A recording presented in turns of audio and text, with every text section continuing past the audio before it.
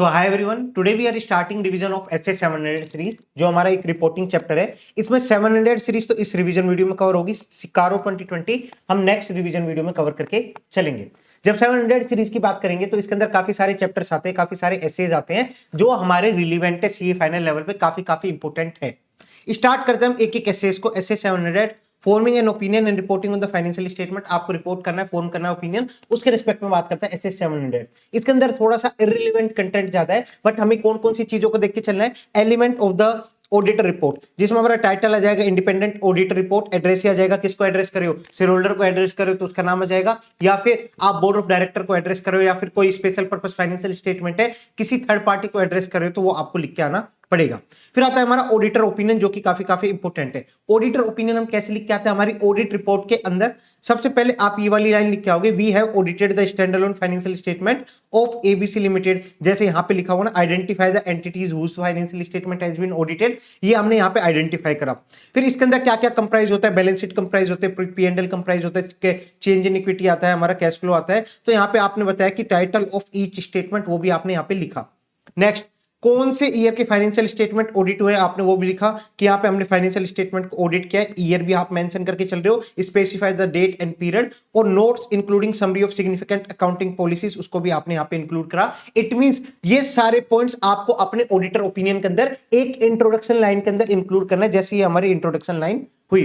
फिर आपको अपने ओपिनियन वाली लाइन लिख के आनी, जो ड्राफ्ट होता है ना क्वालिफाइड ओपिनियन का, डिस्क्लेम ऑफ ओपिनियन का, या फिर अनमोडिफाइड ओपिनियन का, वो ड्राफ्ट आपको लिख के आना है। बट ध्यान रखना, जब आप डिस्क्लेम ऑफ ओपिनियन दे रहे हो तो उस केस के अंदर जब आप ये जो इंट्रोडक्शन लिखोगे उस केस के अंदर आपको we were engage to audit of standalone financial statement लिखना है, ना कि we have audited the standalone financial statement. क्योंकि डिस्क्लेम ऑफ ओपिनियन दे रहे हो तो वहां पे आपने sufficient and appropriate audit evidence obtain नहीं किया, तो वहां पे आपने कंप्लीट नहीं कर पाए ऑडिट को, इसलिए यहां पे आप लिख के चलोगे we were engage to the audit of standalone financial statement of ABC limited.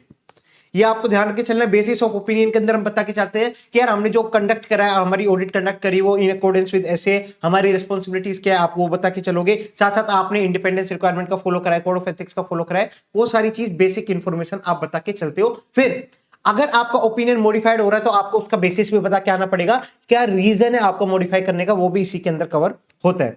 फिर आपका गोइंग कंसर्न आएगा, फिर की ऑडिट मैटर आएगा, फिर अदर इंफॉर्मेशन आएगी। यहां पे ये वाली लाइन काट देना, अदर इंफॉर्मेशन हमारा एसएस 720 वाली यहां पे आ जाएगी। फिर responsibilities for the financial statement management की क्या रेस्पॉन्सिबिलिटीज आपको लिख के आने हैं। फिर ऑडिटर की क्या रेस्पॉन्सिबिलिटी है वो भी आपको मेंशन करके आनी है। ऑडिटर की रेस्पॉन्सिबिलिटी लिमिटेड नहीं है, ऑडिटर की रेस्पॉन्सिबिलिटी हर एसए के अंदर जो है वो भी आपको लिख के आनी पड़ती है। और जो बेसिक रेस्पॉन्सिबिलिटी होती है कि हमारा ओपिनियन एक्सप्रेस करना है, रीजनेबल एश्योरेंस ऑब्टेन करना है, वो भी आप लिख के आओगे। तो ऑडिटर की रेस्पॉन्सिबिलिटीज का जो हमारी लाइंस आती है वो अराउंड 2 to 3 पेजेस की हो जाती है, इसलिए। बट हम तो यहाँ पे बेसिक देख के चल रहे हैं। अगर आपसे पूछा जाए ऑडिटर की रेस्पॉन्सिबिलिटी किसी पर्टिकुलर एसए के रिस्पेक्ट में भी, तो वो भी हमारी ऑडिट रिपोर्ट का पार्ट बनता है। फिर आता है हमारा location of the description of auditor responsibility, कहां पे लोकेट करके चलेंगे। इस सर एक तो हम ऑडिट रिपोर्ट के अंदर इंक्लूड कर देते हैं, जैसे हम अभी देख रहे हैं ऑडिट रिपोर्ट के अंदर एक एलिमेंट आ गया ऑडिटर रेस्पॉन्सिबिलिटी, वहां पे इंक्लूड करके चल सकते हैं। या फिर आप चाहते हो तो एक अलग से अपेंडिक्स लगा दो, ये आपकी ऑडिट रिपोर्ट है, एक अलग से आप पेज में अपनी ऑडिटर रिस्पॉन्सिबिलिटी हुई, ये आपको ऑडिट रिपोर्ट के पीछे लगा सकते हैं, कोई दिक्कत नहीं है। साथ साथ आपको अपनी ऑडिट रिपोर्ट के अंदर मेंशन करना पड़ेगा reference of the location of appendix, ये आपको मेंशन करके चलना पड़ेगा। फिर आप वेबसाइट पे भी लगा सकते हो, अगर लॉ एंड रेगुलेशन आपको बोला गया है कि यार वेबसाइट पे डालना है तो आप वेबसाइट पे डाल सकते हो, उसका लोकेशन भी आप अपनी ऑडिट रिपोर्ट के अंदर डाल देना। फिर अगर आप कोई ग्रुप ऑडिट एंगेजमेंट में इन्वॉल्व हो तो उस केस के अंदर आपके डिवीजन ऑफ रिस्पांसिबिलिटीज आ जाएगी, तो उससे रिलेटेड भी आप ऑडिटर रिस्पांसिबिलिटीज के अंदर डाल देना। फिर आता है हमारा other legal and regulatory requirement, जैसे हमारा सेक्शन 143 सबसेक्शन 1 सबसेक्शन 3 सबसेक्शन 12, इनके अंदर रिपोर्टिंग करनी पड़ रही है तो आप यहां पे लिख के चलोगे। फिर आपका सिग्नेचर आ जाएगा, प्लेस आ जाएगा, डेट ऑफ ऑडिट रिपोर्ट आ जाएगी। These are the minimum elements जो हमारी ऑडिट रिपोर्ट के अंदर प्रेजेंट होने चाहिए। सर अगर ये एलिमेंट प्रेजेंट नहीं हुए, इसमें से एक भी एलिमेंट प्रेजेंट नहीं हुआ, तो उस केस के अंदर आप एसए का रेफरेंस लिख के नहीं आओगे। ध्यान रखना, उस केस के अंदर आप ऐसा नहीं लिख के आओगे कि we have conducted the audit in accordance with standard on auditing, ऐसा आप कभी भी नहीं लिख के आओगे अगर ये मिनिमम एलिमेंट प्रेजेंट नहीं है तो। फिर इसी के अंदर एक केस आया, सर अगर कोई ऑडिट रिपोर्ट प्रिस्क्राइब किए लॉ एंड रेगुलेशन ने आपको एक ऑडिट रिपोर्ट का फॉर्मेट दिया, तो आप वहां पे एसए का रेफरेंस तभी देना जब आपके वो सारे मिनिमम एलिमेंट्स इस वाली रिपोर्ट के अंदर इंक्लूड होंगे, तभी आप उसमें रेफरेंस देके चलोगे एसए का, अदरवाइज आप एसए का रेफरेंस नहीं दोगे। फिर आते एक दो इंपॉर्टेंट पॉइंट्स कि सर मैं ऑडिट कंडक्ट कर रहा हूं as per the international standard on auditing या फिर कोई दूसरे जुरिडिक्शन के ऑडिटिंग के हिसाब से, और अब मैंने standard on auditing issued by the ICI, दोनों के हिसाब से मैंने ऑडिट कंडक्ट कर रहा हूं। ऑडिट रिपोर्ट दोनों के हिसाब से बना रहा हूं। Audit report for the audit conducted as per the standard on auditing issued by the ICI और international standard auditing. It means ISA के हिसाब से भी आप ऑडिट कर रहे हो और एसए के हिसाब से भी ऑडिट कर रहे हो, तो आपको वहां पे कुछ चीजें का ध्यान रख के चलना है। आईएसए के हिसाब से ऑडिट करो, कोई दिक्कत नहीं है, बट आपने एसए के हिसाब से भी ऑडिट करा है, तो आप एसए का रेफरेंस तभी लिखना उस ऑडिट रिपोर्ट के अंदर जब आपकी दो चीजें प्रेजेंट होगी। कौन सी? या तो उसके बीच में कोई भी कॉन्फ्लिक्ट ऑफ इंटरेस्ट नहीं होनी चाहिए, आईएसए की रिपोर्ट के और अपनी एसए की रिपोर्ट के अंदर कोई भी कॉन्फ्लिक्ट ऑफ इंटरेस्ट नहीं होनी चाहिए। किस चीज के रिस्पेक्ट में? डिफरेंट ओपिनियन के रिस्पेक्ट में, या फिर ईओएम ओएम के पैरा के रिस्पेक्ट में कोई भी डिफरेंस ऑफ ओपिनियन नहीं होना चाहिए। नेक्स्ट, इसके अंदर मिनिमम एलिमेंट प्रेजेंट होनी चाहिए, जो हम ऊपर डिस्कस करके आए थे ना, मिनिमम एलिमेंट्स, वो सारे इसी रिपोर्ट के अंदर प्रेजेंट होनी चाहिए। अगर ये दोनों चीज फुलफिल हो रही है तो उस केस के अंदर आप आईएसए के साथ साथ एसए का भी रेफरेंस लिख के आ सकते हैं, कोई दिक्कत नहीं है। जब भी आप रेफरेंस लिख के आ रहे हो किसी दूसरे जुडिक्शन ऑफ एसए का, तो वहां पे आपको स्पेशल मेंशन करके आना पड़ेगा, क्लियरली आइडेंटिफाई करके आना पड़ेगा वो कौन सा है। ठीक है सर।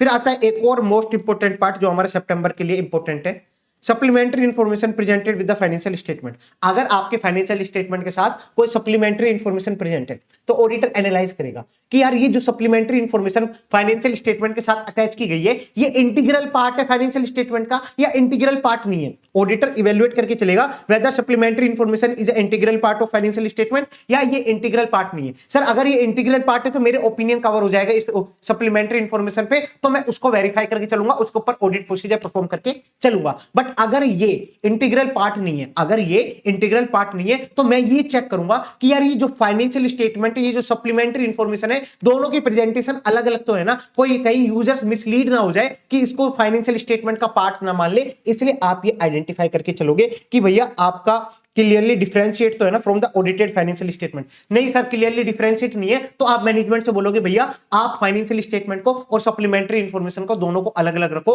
आप क्लियरली डिफरेंशिएट करके चलो। सर अगर मैनेजमेंट रिफ्यूज कर देता है तो ऑडिटर सुन, अब तू है ना एक काम कर, यूजर्स को मिसलीड ना हो ना, तू तो अपनी रेस्पॉन्सिबिलिटी को फुलफिल करके चल। एक काम कर, तू जो सप्लीमेंट्री इंफॉर्मेशन अनऑडिटेड वाली है जिसके ऊपर तेरा ओपिनियन कवर नहीं है, उसको आइडेंटिफाई कर कहां पे दी हुई है मैनेजमेंट ने, और उसको उसके बारे में लिख दे कि supplementary information has not been audited by the auditor. वहां पे ऐसा लिख के चल जिससे तेरी रेस्पॉन्सिबिलिटी खत्म हो जाएगी, यूजर तेरा ओपिनियन मान के नहीं चलेंगे उस सप्लीमेंट्री इंफॉर्मेशन के ऊपर। अब इसी के रिगार्डिंग दो एग्जांपल आ जाते हैं, काफी इंपॉर्टेंट है, अगर यहीं से डायरेक्ट क्वेश्चन बन सकता है। सर अगर नोट्स ऑफ फाइनेंशियल स्टेटमेंट के अंदर कोई रिकंसिलिएशन दिया हुआ है कि आपने फाइनेंशियल स्टेटमेंट बनाए हुए हैं एज पर इंड एस, उसमें नीचे एक रिकंसिलिएशन दे दिया कि आप अगर उस रिकंसिलिएशन का कंप्लायंस करोगे तो आपके financial statement as per US GAAP बन जाएगा। तो ऐसा कोई रिकंसिलिएशन दे दिया तो सर ये मेरा इंटीग्रल पार्ट माना जाएगा या नहीं माना जाएगा? यस, ये आपका इंटीग्रल पार्ट माना जाएगा, इसके ऊपर ऑडिटर का ओपिनियन कवर होके चलेगा। ध्यान रखना, नोट्स ऑफ अकाउंट्स के अंदर आपने एक रिकंसिलिएशन दे दिया कि अगर आपका फाइनेंशियल स्टेटमेंट को इस रिकंसिलिएशन के हिसाब से जो जो एडजस्टमेंट करनी है वो कर दोगे तो आपका इंड एस के साथ साथ यूएस गैप के हिसाब से फाइनेंशियल स्टेटमेंट बन जाएगा। तो जो वो supplementary information notes of accounts के अंदर दी जा रही है उस पर आपका ऑडिटर का ओपिनियन कवर हो जाएगा, वो आपका इंटीग्रल पार्ट माना जाएगा। नेक्स्ट पार्ट, अगर आपने कोई एडिशनल पी&एल डाल दिया तो सर एडिशनल पी&एल कैसे? ये आपका complete set of financial statement है, मैनेजमेंट बोला यार एक हमें अलग से पी&एल और चाहिए जिसमें मैं कुछ स्पेसिफिक एक्सपेंडिचर को लेस करूं, सिर्फ और सिर्फ स्पेसिफिक एक्सपेंडिचर को लेस करूं, तो हाँ रखो ना, कोई दिक्कत नहीं है, बट वो हमारा क्लियरली डिफरेंशिएट होना चाहिए, उसके ऊपर ऑडिटर का ओपिनियन कवर नहीं होगा, वहां पे क्लियरली डिफरेंशिएट होना चाहिए, क्योंकि तुम अपने हिसाब से सप्लीमेंट्री इंफॉर्मेशन बना रहे हो जो कि फाइनेंशियल स्टेटमेंट का पार्ट नहीं बनना चाहिए था। तो ये पूरा पूरा आपका एसए 700 था जहां पे हमने पूरा एलिमेंट्स के बारे में देखे और एक दो कॉन्सेप्ट को देख के चले। अब आते हैं एसए 701 कम्युनिकेटिंग की ऑडिट मैटर, जो कि काफी इंपॉर्टेंट हो जाता है। एसए 701 कम्युनिकेटिंग की ऑडिट मैटर। जब की ऑडिट मैटर की बात करते हैं तो सर ये होता क्या है? कम्युनिकेटिंग की ऑडिट मैटर हमारा है ऑडिटर की प्रोफेशनल जजमेंट में were the most significant matter in the audit of financial statement. ध्यान रखना, ऑडिटर की प्रोफेशनल जजमेंट में वो मैटर जिसके बारे में हम कम्युनिकेट करें कि ऑडिट मैटर के अंदर were the most significant matter of current period, previous year का नहीं, करंट पीरियड का होना चाहिए, इसको आपको ध्यान रखना है। और की ऑडिट मैटर हम सेलेक्ट कहां से करते हैं sir? Key audit matter are selected from the matter communicated with the TCWG. आपने कुछ मैटर टीसीडब्ल्यूजी से कम्युनिकेट करे, उसमें से ऑडिटर को लगता है कुछ मैटर मोस्ट सिग्निफिकेंट है, तो उन्हीं में से आपने कुछ मैटर को निकाल के लिखे आए, वो आपकी ऑडिट मैटर के अंदर डाल सकते हो। बट ध्यान रखना only and only current period से रिलेटेड वो मैटर होना चाहिए, ना कि प्रीवियस ईयर से रिलेटेड होगा। सर अगर मैं कंपैरेटिव फाइनेंशियल स्टेटमेंट बना रहा हूं, कंपैरेटिव फाइनेंशियल स्टेटमेंट बना रहा हूं, इट मींस मैं लास्ट 3 साल की फाइनेंशियल स्टेटमेंट बना रहा हूं, ओके, और तीनों साल के फाइनेंशियल स्टेटमेंट के ऊपर मेरा ओपिनियन कवर्ड है, तो मेरा जो की ऑडिट मैटर होगा वो तीनों साल से रिलेटेड हो सकता है, या फिर उसमें भी करंट ईयर से रिलेट होगा, तो उसके अंदर भी आपको करंट ईयर से ही रिलेटेड की ऑडिट मैटर का डालना पड़ेगा। जैसे आप अगर 22 23 23 24 24 25 इसके कंपैरेटिव फाइनेंशियल स्टेटमेंट का ऑडिट कर रहे हो, इट मींस तीनों सालों के ऊपर आपका ओपिनियन कवर हो रहा है, तो भी आपका जो की ऑडिट मैटर होगा वो ओनली 24 25 का होगा, जो करंट पीरियड का आप ऑडिट करके चल रहे हो। इतना आपको पता होना चाहिए। अब sir key audit matter applicable किस पे होता है, मतलब कौन सी एंटिटी के ऊपर होता है, तो ध्यान रखना मैंडेटरी किस पे है? Complete set of general purpose financial statement of listed entity. इसको यहां पे लिख लो, लिस्टेड एंटिटी, वो भी कौन सी? Complete set of general purpose financial statement. Sir single set हो सकता है? नहीं, कंप्लीट सेट होगा। Sir special purpose financial statement? नहीं, आपका जनरल पर्पस फाइनेंशियल स्टेटमेंट होगा। सिर्फ और सिर्फ इसी के ऊपर मैंडेटरी करा गया। लिस्टेड एंटिटी वो भी कंप्लीट सेट, वो भी जनरल पर्पस फाइनेंशियल स्टेटमेंट, उसके ऊपर मैंडेटरी है। उसके अलावा ऑडिटर का भाई वॉलंटरी है, अगर ऑडिटर करना चाहता है तो ऑडिटर इंक्लूड कर सकता है, या फिर लॉ एंड रेगुलेशन करवाना चाहता है तो लॉ एंड रेगुलेशन करा सकता है। बट मैंडेटरी किस पे होगा? Only general purpose financial statement of listed entity. अब इससे रिलेटेड कुछ पॉइंट आते हैं। सर की ऑडिट मैटर दे रहा हूं तो मैं मुझे अलग से ओपिनियन देने की नीड नहीं है क्या? नहीं, गलत। आपको सेपरेट जो ओपिनियन दोगे वो आपका कभी भी सब्स्टिट्यूट नहीं होगा। जो ओपिनियन एक्सप्रेस करके चलते हैं वो आपका की ऑडिट मैटर से सब्स्टिट्यूट नहीं होता। सर मैं डिस्क्लोजर ना देके की ऑडिट मैटर दे दूं, चल जाएगा? नहीं चलेगा, ये भी आपको ध्यान रख के चलना पड़ेगा। इसके बाद सर मैं अगर 570 के अंदर जो MURGC पैराग्राफ देता हूं उसकी जगह मैं की ऑडिट मैटर के अंदर लिख दूं, चल जाएगा? नहीं चलेगा, इसके अंदर भी वो सब्स्टिट्यूट नहीं होता। इसके अलावा सेपरेट ओपिनियन दे रहे हो जो आप इंडिविजुअल मैटर पे, उसको भी आप अलग से ही लिख के चलोगे, की ऑडिट मैटर का पार्ट नहीं बनेगा अगर ऐसी कोई चीजें है तो। अब इसके अंदर एक दो पॉइंट आता है। सर अगर मैं डिस्क्लेम ऑफ ओपिनियन दे रहा हूं फाइनेंशियल स्टेटमेंट के ऊपर अपनी ऑडिट रिपोर्ट के अंदर, तो भी मैं की ऑडिट मैटर दे सकता हूं क्या? नहीं, उस केस के अंदर आप की ऑडिट मैटर कभी भी लिख के नहीं चलोगे unless required by the law and regulation. Sir key audit matter मेरे फाइनेंशियल स्टेटमेंट रिलेटेड मैटर के रेस्पेक्ट में ही होगा जो मैंने फाइनेंशियल स्टेटमेंट के अंदर डिस्क्लोज करा है, या फिर कोई और मैटर के रेस्पेक्ट में भी हो सकता है। तो यहां पे बोला गया किसी और मैटर के रिस्पेक्ट में भी हो सकता है। एग्जांपल देखो, implementation of new IT system. आपने कोई न्यू आईटी सिस्टम इंप्लीमेंट करा है एंटिटी के अंदर, जिससे इफेक्ट क्या हुआ है? रिवेन्यू इफेक्ट हुआ है काफी ज्यादा। सो आप जो इंप्लीमेंट कर रहे हो न्यू आईटी सिस्टम, उससे रिलेटेड की ऑडिट मैटर के अंदर लिख सकते हो, कोई भी दिक्कत नहीं है। बट ये फाइनेंशियल स्टेटमेंट के अंदर डिस्क्लोज है क्या? नहीं सर, फाइनेंशियल स्टेटमेंट के अंदर डिस्क्लोज नहीं है, फिर भी आप इससे रिलेटेड की ऑडिट मैटर लिख सकते हो, कोई दिक्कत नहीं है। सर की ऑडिट मैटर में आपने बोला मोस्ट सिग्निफिकेंट होगा जो ऑडिटर की जजमेंट में। सर ये कैसे आइडेंटिफाई करें मोस्ट सिग्निफिकेंट होगा? तो ये कुछ फैक्टर्स के ऊपर डिपेंड करता है। कौन कौन से फैक्टर्स के ऊपर? जहां पे high assess risk of material statement होगा, ध्यान रखना, जहां पे high assess risk of material statement होगा, या ऐसे 315 के हिसाब से सिग्निफिकेंट रिस्क है। सिग्निफिकेंट रिस्क ऐसे 315 के हिसाब से कब कब कम माना जाता है? जब रिस्क ऑफ फ्रॉड होगा, जब कोई सिग्निफिकेंट ट्रांजैक्शन रिलेटेड पार्टी के साथ, जब आप कोई ट्रांजैक्शन में एंटर हुए outside the normal course of business, तो ये सारी ट्रांजैक्शन क्या है? आपकी सिग्निफिकेंट रिस्क वाली ट्रांजैक्शन होती है, तो वो भी आपका की ऑडिट मैटर का पार्ट बन सकता है। जरूरी नहीं वो मैटर बनेंगे ही बनेंगे की ऑडिट मैटर का, नहीं, वो ऑडिटर की प्रोफेशनल जजमेंट होगा, वो आपके मैटर क्वालिफाई तो कर जाएंगे कि आप ये की ऑडिट मैटर के अंदर डाल सकते हो, बट फिर भी ऑडिटर की प्रोफेशनल जजमेंट के ऊपर होगा। ऑडिटर डालना चाहता है तो डालेगा, नहीं डालना चाहता है तो नहीं डालेगा। नेक्स्ट, सिग्निफिकेंट ऑडिटर जजमेंट, जहां पे मैनेजमेंट की सिग्निफिकेंट जजमेंट इन्वॉल्व है, लाइक अकाउंटिंग एस्टिमेट, उसमें भी हाई एस्टिमेशन अनसर्टेनिटी में ज्यादा, उसमें भी हाई एस्टिमेशन अनसर्टेनिटी में ज्यादा रिस्क होता है, तो वो वाला पार्ट हमारा की ऑडिट मैटर का बन जाता है। फिर इसके बाद आता है हमारा effect of the significant event और transaction that occur during the period. कोई ड्यूरिंग द पीरियड आपको कोई सिग्निफिकेंट इवेंट और ट्रांजैक्शन अकर हुए हैं तो वो भी आपका की ऑडिट मैटर का पार्ट बन जाते हैं। तीन फैक्टर वापस बोलो, assess risk of material statement, high assess risk of material statement या सिग्निफिकेंट रिस्क आपका की ऑडिट मैटर में क्वालिफाई कर जाएगा। नेक्स्ट पार्ट, आपका कोई मैनेजमेंट की सिग्निफिकेंट जजमेंट इन्वॉल्व है, लाइक अकाउंटिंग एस्टिमेट के अंदर हाई एस्टिमेशन अनसर्टेनिटी, वो भी आपका की ऑडिट मैटर में क्वालिफाई कर जाएगा। इसके अलावा लास्ट, कोई सिग्निफिकेंट इवेंट और ट्रांजैक्शन जो ड्यूरिंग द ईयर अकर हुए हो, वो भी आपका सिग्निफिकेंट, वो भी आपका की ऑडिट मैटर का पार्ट बन जाएगा। फिर आता है circumstances in matter in which determine to be key audit matter is not to be communicated in audit report. कब कब आपको की ऑडिट मैटर कम्युनिकेट करके नहीं चलना, चाहे आपके पास की ऑडिट मैटर हो फिर भी आपको कम्युनिकेट करके नहीं चलना। जब आपको लॉ एंड रेगुलेशन ने प्रीकलूड कर दिया तो आपको की ऑडिट मैटर कम्युनिकेट नहीं करना। सेकंड, जब आपको लगता है कि यार यहां पे अगर मैंने कम्युनिकेट किया तो उसका एडवर्स कॉन्सिक्वेंसेस हो सकता है, out with the public interest हो सकता है, तो उस केस के अंदर आप कम्युनिकेट करके नहीं चलोगे। इसका मैं आपको एक एग्जांपल दूं।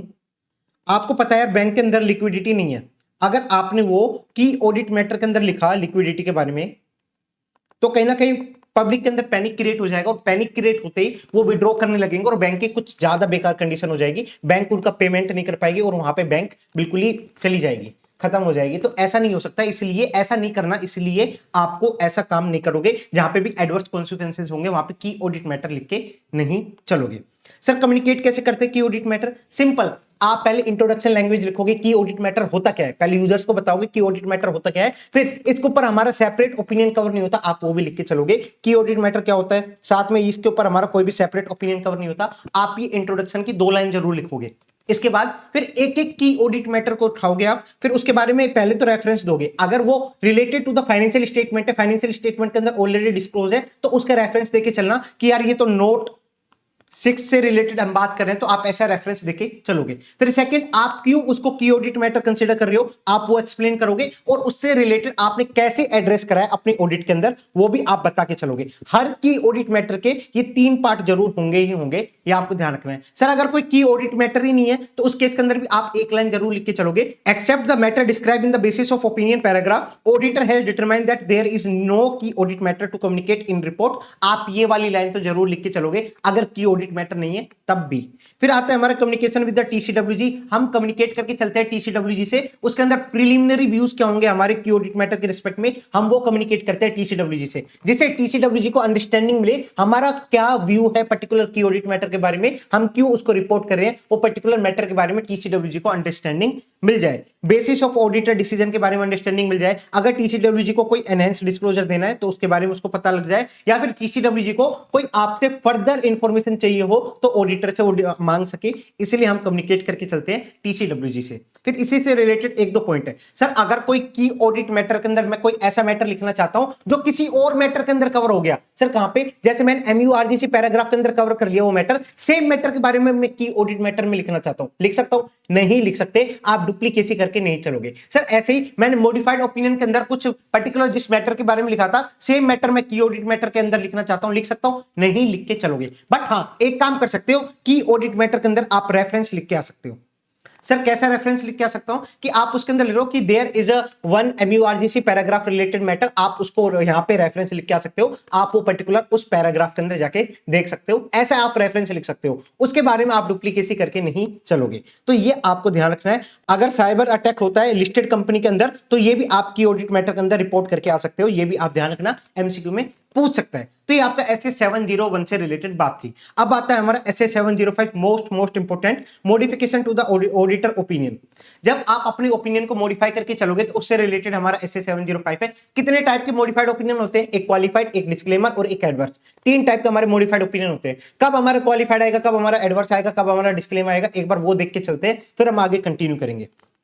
इसमें सबसे पहले चार्ट्स पे आ जाओ। देखो अगर या तो आपको sufficient and appropriate audit evidence obtain हो गया, जैसे आपने प्रोसीजर परफॉर्म करे, फर्दर ऑडिट प्रोसीजर परफॉर्म किया, आपको ऑडिट एविडेंस ऑब्टेन हुआ या नहीं हुआ, 2 केस ही हो सकते हैं। या तो आपको ऑडिट एविडेंस ऑब्टेन हो गया तो उसके अंदर देखोगे यार इसके अंदर कोई मिसस्टेटमेंट है क्या, इसके अंदर कोई मिसस्टेटमेंट है क्या, ठीक है सर मिसस्टेटमेंट देखिए, हाँ सर मुझे मिली, तो आप इसको मैनेजमेंट से कम्युनिकेट करोगे। मैनेजमेंट से कम्युनिकेट करिए, टीसीडब्ल्यूजी से कम्युनिकेट किया, उन्होंने ठीक नहीं की, तो अब ये बन गई हमारी अनकरेक्टेड मिसस्टेटमेंट। ध्यान रखना, अब बनेगी हमारी अनकरेक्टेड मिसस्टेटमेंट। अब आओगे आप रिपोर्टिंग पे, अनकरेक्टेड मिसस्टेटमेंट आपको मिली, अगर आपको कोई अनकरेक्टेड मिसस्टेटमेंट मिली, आप वर्डिंग्स पे ध्यान देना, अनकरेक्टेड मिसस्टेटमेंट। फिर आप देखोगे सर इसके अंदर मटेरियल है या नहीं है, वो मिसस्टेटमेंट अगर आपको लगता है कि मटेरियल है, एक्यूमुलेट करने के बाद वो मटेरियल बन जाएगी, तो कहीं ना कहीं आपका ओपिनियन मॉडिफाई हो जाएगा। सर जो अनकरेक्टेड मिसस्टेटमेंट है वो मटेरियल नहीं है, तो उस केस के अंदर आप मॉडिफाई करके नहीं चलोगे। ध्यान रखना, उस केस के अंदर आप मॉडिफाई करके नहीं चलोगे। अगर आपको लगा अनकरेक्टेड मिसस्टेटमेंट मटेरियल है, फिर आप देखो यार ये परवेजिव लेवल पे है या फिर नॉर्मल इंडिविजुअल लेवल पे। अगर ये परवेजिव लेवल पे आपको लगता है तो उस केस के अंदर तो आप एडवर्स ओपिनियन लेके चलोगे। व्हेन मटेरियल एंड परवेजिव, तो उस केस के अंदर आप एडवर्स ओपिनियन लिख के चलोगे। बट जहां पे ये आपका मटेरियल तो है बट एडवर्स नहीं है, उस केस के अंदर आप क्वालिफाइड ओपिनियन लिख के चलोगे। वापस एक बार, आपने sufficient and appropriate audit evidence obtain कर लिया, फिर आपको कोई मटेरियल मिसस्टेटमेंट मिली, तो उस केस के अंदर मैनेजमेंट टीसीडब्ल्यूजी से कम्युनिकेट करते हैं एसए 450 के अंदर। फिर उसके बाद भी वो ठीक नहीं होती तो हमारी अनकरेक्टेड मिसस्टेटमेंट हो जाती है। अब फिर आप देखोगे अनकरेक्टेड मिसस्टेटमेंट हमारी मटेरियल है एक्यूमुलेट करने के बाद या नहीं है। अगर वो मटेरियल नहीं है तो उसके अंदर हमारा मॉडिफाई तो आएगा ही नहीं, बट मटेरियल है, फिर आप देखोगे ये परवेजिव है या परवेजिव नहीं है। परवेजिव नहीं है तो उस केस के अंदर क्वालिफाइड, परवेजिव है उस केस के अंदर हम एडवर्स करके चलेंगे। But the most important part is this, जब आप sufficient and appropriate audit evidence obtain नहीं कर पा रहे। सर मैं sufficient and appropriate audit evidence कब ऑब्टेन नहीं कर सकता? जब आपके ऊपर कोई लिमिटेशन इंपोज हो गई। जरूरी नहीं मैनेजमेंट ने लिमिटेशन इंपोज की हो, लिमिटेशन हमारी दूसरी तरीके से भी हो सकती है। कैसे सर? क्योंकि nature of location, nature and location of inventory ऐसी जगह थी आप जा ही नहीं सकते, आपके लिए इम्प्रैक्टिकेबल है, तो उस केस के अंदर लिमिटेशन इंपोज हो गई। बट मैनेजमेंट ने थोड़ी करी है, ये तो वैसे ही सर्कमस्टेंसेस ऐसा आ गया जहां पे आपके ऊपर लिमिटेशन इंपोज हो गई, तो वहां पे भी आप sufficient and appropriate audit evidence obtain नहीं कर पा रहे। तो कैसा भी केस आ सकता है, या तो मैनेजमेंट ने लिमिटेशन इंपोज करी है या ड्यू टू सर्कमस्टेंसेस है। तो उस केस के अंदर बोला गया आप इवैल्यूएट करो। देखो लाइनिंग, देखो wordings, possible effect of undetected misstatement. आपने डिटेक्ट तो करी नहीं क्योंकि sufficient and appropriate audit evidence obtain ही नहीं कर पाए, तो उस केस के अंदर possible effect of undetected misstatement, अगर आपको लगता है मटेरियल है या आपको लगता है मटेरियल नहीं है, मटेरियल नहीं है तो हमारा मॉडिफाई तो होगा नहीं, बट अगर आपको लगता है possible effect of undetected misstatement material है, फिर आप देखोगे सर ये परवेजिव है या नहीं है। अगर परवेजिव नहीं है तो उस केस के अंदर तो हम क्वालिफाइड देके चले जाएंगे। बट गलती से ये परवेजिव भी लगता है आपको लगता है कि पॉसिबल इफेक्ट अनडिटेक्टेड मिसस्टेटमेंट का पूरे फाइनेंशियल स्टेटमेंट लेवल पे भी हो सकता है। अब देखो अब आप देखोगे जो ये लिमिटेशन है वो स्कोप के ऊपर ड्यू टू सर्कमस्टेंसेज है या इंपोज बाय द मैनेजमेंट है, ड्यू टू सर्कमस्टेंसेज है या इंपोज बाय मैनेजमेंट है। सर मैनेजमेंट ने लिमिटेशन इंपोज करी है तो आप डायरेक्ट डिस्क्लेम पे नहीं जाओगे, तो उस केस के अंदर आप डायरेक्ट डिस्क्लेम पे नहीं जाओगे, पहले विड्रॉ करने की कोशिश करोगे, पहले आप विड्रॉ करने की कोशिश करोगे, विड्रॉ पॉसिबल है तो। अगर विड्रॉ पॉसिबल नहीं है तो उस केस के अंदर डिस्क्लेम ऑफ ओपिनियन पे जाओगे। ध्यान रखना, जब भी आपको लगे possible effect of undetected misstatement material के साथ साथ परवेजिव है, तो आप उसके अंदर ध्यान से एनालाइज करोगे कि यार ये लिमिटेशन कहीं मैनेजमेंट ने तो इंपोज नहीं करी। अगर मैनेजमेंट ने इंपोज करी है तो पहले विड्रॉ करने की कोशिश करोगे, विड्रॉ हो सकता है तो विड्रॉ करो, विड्रॉ नहीं हो सकता तो डिस्क्लेम ऑफ ओपिनियन देके चलना। बट इसके अलावा तो मैनेजमेंट ने लिमिटेशन इंपोज नहीं करी, उसके अलावा कोई दूसरा केस है लाइक ड्यू टू सर्कमस्टेंसेज, जैसे मैंने आपको बोला कि आग लग गए, पूरे अकाउंटिंग रिकॉर्ड्स ही जल गए, आप sufficient and appropriate audit evidence he obtain नहीं कर पा रहे, तो उस केस के अंदर आप डायरेक्ट डिस्क्लेम ऑफ ओपिनियन देके चल सकते हो। उस केस के अंदर विड्रॉल की साइड जाने की नीड नहीं है। तो ये पूरा चार्ट आपको अच्छे से आना चाहिए, इसके बाद आपको कहीं पे भी दिक्कत नहीं आएगी। अब इससे रिलेटेड कुछ पार्ट्स और देख लेते हैं। Consequences of inability to obtain sufficient and appropriate audit evidence due to management imposed limitation after the auditor has accepted the engagement। देखो अगर बिफोर एक्सेप्टिंग द एंगेजमेंट कोई मैनेजमेंट लिमिटेशन इंपोज करता जिससे मुझे पता लगता फ्यूचर में मैं डिस्क्लेम ऑफ ओपिनियन इशू करके आऊंगा तो मैं एक्सेप्ट ही नहीं करता, बट मेरे एक्सेप्ट करने के बाद मैनेजमेंट ने कोई लिमिटेशन इंपोज करी तो उसके कॉन्सिक्वेंसेस क्या होंगे। जैसे ही लिमिटेशन इंपोज करेगा ऑडिटर क्या करेगा, देखेगा कहीं यार यहाँ पे मुझे क्वालिफाइड या डिस्क्लेम ऑफ ओपिनियन तो रिजल्ट नहीं आ रहा। अगर आपको लगता है इस लिमिटेशन की वजह से मेरा क्वालिफाइड या डिस्क्लेम ऑफ ओपिनियन आ सकता है, तो आप मैनेजमेंट से बोलोगे यार मैनेजमेंट ये लिमिटेशन हटा दे, इससे मेरा ओपिनियन चेंज हो सकता है। मैनेजमेंट ने नहीं हटाया तो आप क्या करोगे, कम्युनिकेट करके चलोगे टीसीडब्ल्यूजी से भी कि टीसीडब्ल्यूजी ये लिमिटेशन को हटा दो। अगर सर मैनेजमेंट और टीसीडब्ल्यूजी एक ही है तो उसके बारे में तो वापस कम्युनिकेट करके नहीं चलेंगे। सर अगर टीसीडब्ल्यूजी ने भी नहीं हटाया तो एक काम करो, आप अल्टरनेटिव प्रोसीजर परफॉर्म करने की कोशिश करो। सर अल्टरनेटिव प्रोसीजर परफॉर्म करने के बाद भी मैं sufficient and appropriate audit evidence obtain नहीं कर पाया और ना ही मैनेजमेंट टीसीडब्ल्यूजी ने कोई मेरी लिमिटेशन हटाई, तो अब देखो यार वो मटेरियल के साथ साथ परवेजिव भी है क्या? नहीं सर परवेजिव नहीं है, तो उस केस के अंदर आप क्वालिफाइड ओपिनियन इशू करके चलोगे। बट जहां पे आपको पता लगा ये आपका मटेरियल के साथ साथ परवेजिव भी है तो सबसे पहले आप विड्रॉ करने की कोशिश करोगे। ये हम चार्ट के अंदर ऑलरेडी देख क्या चुके हैं, विड्रॉ करने की कोशिश करोगे। सर अगर विड्रॉल पॉसिबल नहीं है तो उस केस के अंदर आप डिस्क्लेम ऑफ ओपिनियन इशू करके चलोगे। बट ध्यान रखना जहां पे विड्रॉल पॉसिबल नहीं है तो आप रीजन कहां लिखोगे, हम क्यों विड्रॉ नहीं कर पा रहे, रीजन क्या था आपका विड्रॉ नहीं करने का, वो आप लिख के चलोगे अपने अदर मैटर पैराग्राफ के अंदर। ध्यान रखना वो आप अदर मैटर पैराग्राफ के अंदर लिख के चलोगे कि हम विड्रॉ करना चाहते थे बट विड्रॉ नहीं कर सकते due to law and regulation, इसलिए हम यहाँ पे डिस्क्लेम ऑफ ओपिनियन लिख के आ रहे हैं। तो ये आप अदर मैटर पैराग्राफ के अंदर लिख के चलोगे। अगर सर एक बात बताओ कब मेरे लिए विड्रॉल पॉसिबल नहीं हो सकता, तो एक केस तो यहां पे गिवन है, like in case of listed entity, SEBI का सर्कुलर है, सेबी एलओडीआर की गाइडलाइंस है, आप कब कब विड्रॉ नहीं कर सकते, कब कब आपको रिपोर्ट इशू करके ही जाना पड़ेगा। तो इसके अंदर बोला अगर with in 45 days from the end of any quarter, आप किसी भी क्वार्टर के 45 डेज के अंदर, जैसे आपका क्वार्टर कंप्लीट हुआ उसके 45 डेज के अंदर आप विड्रॉ कर जाते हो, तो जिस क्वार्टर अभी एंड हुआ था उसकी आप रिपोर्ट इशू करके चलोगे। जैसे मैं बोलूं आपको, आप 15 जून को रिजाइन करने की कोशिश कर रहे हो, विड्रॉ करने की कोशिश कर रहे हो, तो आपका क्वार्टर कौन सा है सर, मेरा अप्रैल टू जून है। तो एक काम करो, ये विद इन 45 डेज है from the end of quarter, तो यहां पे आपको अप्रैल टू जून का तो आपको रिपोर्ट इशू करके चलनी पड़ेगी।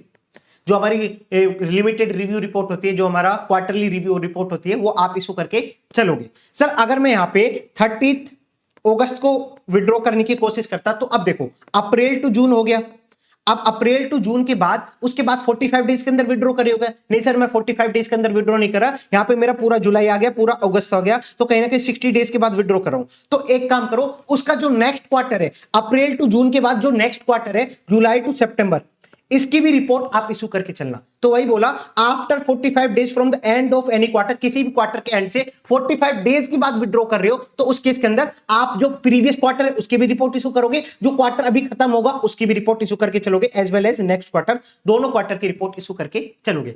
सर गलती से मैंने 3 क्वार्टर की रिपोर्ट इशू कर दी, तो वहां पे तो आपको 4th क्वार्टर की भी रिपोर्ट इशू करके चलोगे, फुल ईयर की रिपोर्ट करके भी चलोगे। ध्यान रखना, पूरे साल की भी रिपोर्ट इशू करके चलोगे। अब मैं आपसे एक क्वेश्चन पूछता हूं, सर मैं 15 नवंबर को विड्रॉ करने की कोशिश कर रहा हूं, तो अब देखो अब आपका कितने क्वार्टर कर लिए इससे पहले, सर मेरे एक अप्रैल टू जून हो गया, जुलाई टू सितंबर हो गया, 2 क्वार्टर तो हो गए। इट मींस इसकी भी आपने एलआर इशू कर दी, इसकी भी आपने लिमिटेड रिव्यू रिपोर्ट इशू कर दी। आप विद इन 45 डेज के अंदर विड्रॉ कर रहे हो क्या, सर मेरे अक्टूबर के 31 डेज हो गए और 14 डेज मेरे हो गए नवंबर के, तो टोटल सर मेरा 14 नवंबर आ गया। नहीं सर 45 डेज के बाद विड्रॉ कर रहा हूं, 45 डेज के बाद विड्रॉ कर रहा हूं, तो एक काम करो भैया, अक्टूबर टू दिसंबर मंथ की भी आप एलआर रिपोर्ट इशू करके चलो।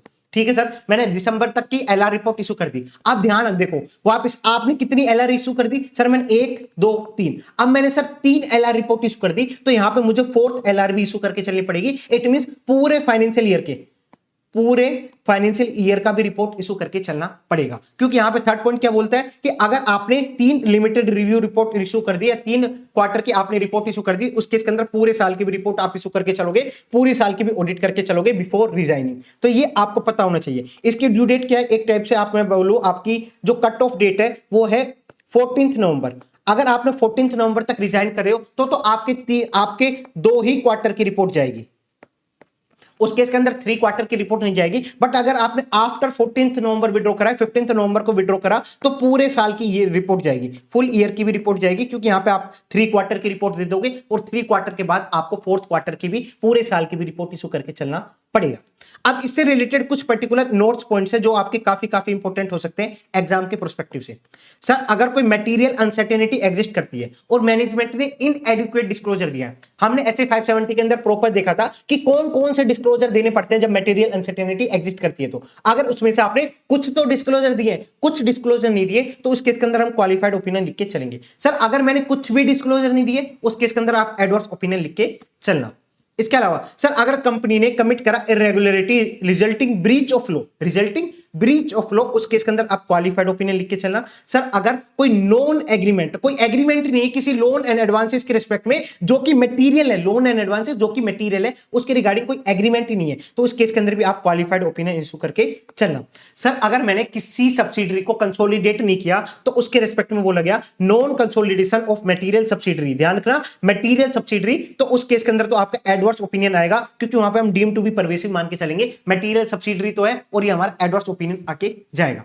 फिर इन case of resignation of auditor, जब भी आप रिजाइन करके जा रहे हो, तो वहां पे आप अपना प्रोफेशनल प्री ऑक्यूपेशन रीजन नहीं आना चाहिए जब भी आप रिजाइन करोगे। उसके अलावा आप क्लियरली स्पेसिफाई करके आओगे आपका रीजन क्या है विड्रॉल करने का, आपका रीजन क्या है रिजाइन करने का। ठीक है sir. In case of non consolidation of one material subsidiary, आपने एक मटेरियल सब्सिडरी को कंसोलिडेट नहीं किया, मैनेजमेंट ने उससे रिलेटेड प्रॉपर डिस्क्लोजर दे दिए in the notes of account, management ने प्रॉपर डिस्क्लोजर देके चले हैं, तो सर हम क्या इस केस में अंदर मॉडिफाइड ओपिनियन इशू करें? नहीं, इस केस के अंदर भी वापस आपका एडवर्स ओपिनियन इशू होगा, ये आपको ध्यान रखना है। चाहे हमारा मैनेजमेंट कितना भी डिस्क्लोजर क्यों ना दे दे, अगर आपने कंसोलिडेट नहीं किया मटेरियल सब्सिडरी का, तो इंड AS 110 का कंप्लायंस होएगा? नहीं सर, 110 का कंप्लायंस नहीं हुआ, तो कहीं ना कहीं आपने AFRF के हिसाब से फाइनेंशियल स्टेटमेंट नहीं बनाए, तो कहीं ना कहीं आप यहां पे गिल्टी हो जाओगे। यहां पे आपका सॉरी गिल्टी नहीं, यहां पे आपका एडवर्स ओपिनियन आ जाएगा।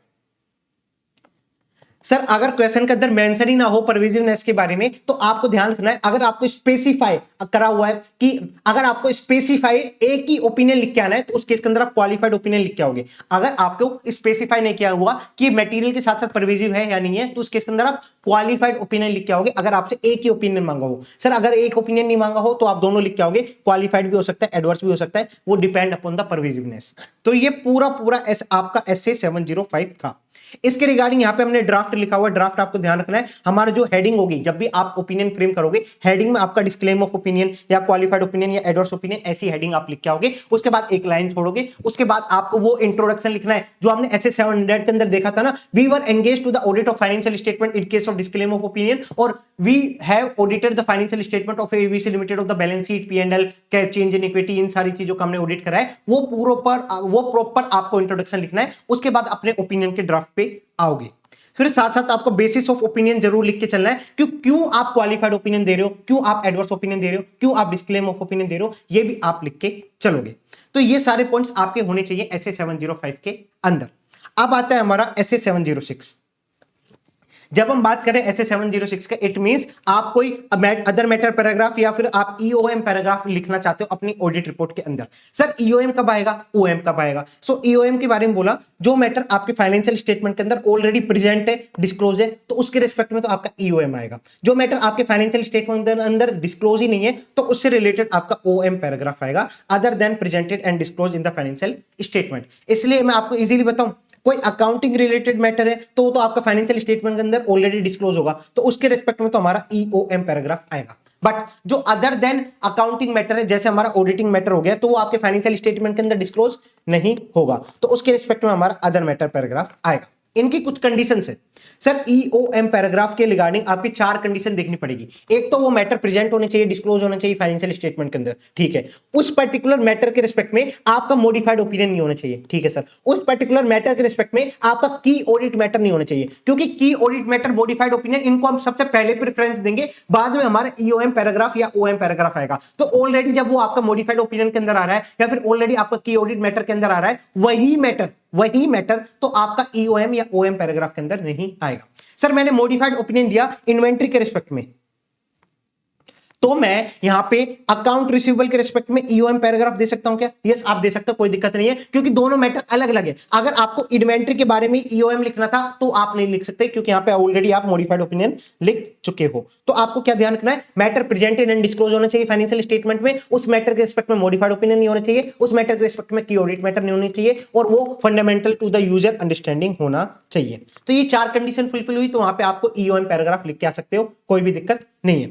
यहां पे आपको कुछ सर्कमस्टेंसेस भी बताए हुए हैं, किस सर्कमस्टेंसेस में आपके लिए EOM मैंडेटरी है। हम सारी जगह पढ़ के आए हैं सर, कहां पे मैंडेटरी होता है। एक तो हमने देखा था सर SA 210 के अंदर, जब लॉ एंड रेगुलेशन ने आपको प्रिस्क्राइब किया हो FRF, बट आपको लगता है कि ये अनएक्सेप्टेबल है, तो ऑडिटर क्या करता था, मैनेजमेंट से बोलता था, मैनेजमेंट अपने फाइनेंशियल स्टेटमेंट के अंदर एडिशनल डिस्क्लोजर देके चलो। मैनेजमेंट ने एडिशनल डिस्क्लोजर दिया, फिर ऑडिटर क्या करता था, उसी में एडिशनल डिस्क्लोजर के रिस्पेक्ट में अपनी ऑडिट रिपोर्ट के अंदर EOM पैराग्राफ देके चलता था। तो वहां पे वही EOM पैराग्राफ आपके लिए मैंडेटरी हो जाता है। सेम हम ऐसे 800 के अंदर भी देख के चलते हैं, वहां पे भी हमारा EOM पैराग्राफ आता है। तो उसी के रिस्पेक्ट में, स्पेशल पर्पस फाइनेंशियल स्टेटमेंट के रिस्पेक्ट में, जब हम रिस्ट्रिक्शंस लिख के आते हैं, जब हम अलर्ट करते हैं यूजर्स को, तो वहां पे भी हमारा EOM पैराग्राफ आ जाता है। फिर हमारा एक आता है सब्सिक्वेंट इवेंट के रिस्पेक्ट में, fact become known to the auditor after the date of audit report, तो उसके रिस्पेक्ट में भी हमारा EOM पैराग्राफ आ जाता है, तो वो भी हम लिख के आएंगे। फिर इसके अलावा कौन कौन सी जगह ऑडिटर कंसीडर कर सकता है EOM पैराग्राफ के रिगार्डिंग, जब आपको कोई future outcome of exceptional litigation है, तो वो आप EOM पैराग्राफ के अंदर लिख सकते हो। जब आपको लगता है कि ये लिटिगेशन से यूजर का काफी इफेक्ट हो सकता है, यूजर के अंडरस्टैंडिंग के लिए होना चाहिए, तो उसके अंदर आप EOM पैराग्राफ के अंदर लिख के आ सकते हो। या फिर आपको कोई सिग्निफिकेंट सब्सिक्वेंट इवेंट मिला और आप डालना चाहते हो EOM पैराग्राफ के अंदर, तो आप डाल सकते हो, या फिर कोई आपका न्यू अकाउंटिंग स्टैंडर्ड आया और आपने अप्लाई करा है उस अकाउंटिंग स्टैंडर्ड का, तो वो भी आप ईओएम पैराग्राफ के अंदर डिस्क्लोज कर सकते हो। इसके अलावा कोई मेजर कैटेस्ट्रोफ हो गया तो उस केस के अंदर भी आप डिस्क्लोज करके आ सकते हो ईओएम पैराग्राफ के अंदर। अब आता है हमारा other matter paragraph. Sir other matter paragraph क्या आएगा? जब अदर देन मैटर प्रेजेंटेड और disclose in the financial statement होंगे, इट मींस फाइनेंशियल स्टेटमेंट के अंदर उस पर्टिकुलर मैटर के बारे में कुछ भी गिवन नहीं है, मैनेजमेंट ने फाइनेंशियल स्टेटमेंट के अंदर उस मैटर के बारे में कुछ भी गिवन नहीं है, तो उसके अंदर आप अदर मैटर पैराग्राफ के अंदर लिख के चलोगे। अगर सर कुछ भी गिवन होता फाइनेंशियल स्टेटमेंट के अंदर, तो उस केस के अंदर आपका ईओएम पैराग्राफ आता, ना कि ओएम पैराग्राफ। ठीक है सर, ओएम पैराग्राफ के अंदर भी आपको 3 कंडीशन तो देके चलनी पड़ेगी। एक तो वो आपका यूजर अंडरस्टैंडिंग के लिए होना चाहिए, आपका other than presented and disclose in the financial statement and relevant to the user understanding होना चाहिए, relevant to the user understanding होना चाहिए। उसके ऊपर लॉ एंड रेगुलेशन आपको प्रिक्लूड नहीं किया होना चाहिए कि आप अदर मैटर पैराग्राफ नहीं लिख सकते। नेक्स्ट, आपका की ऑडिट मैटर नहीं होना चाहिए उस पर्टिकुलर मैटर के रिस्पेक्ट में।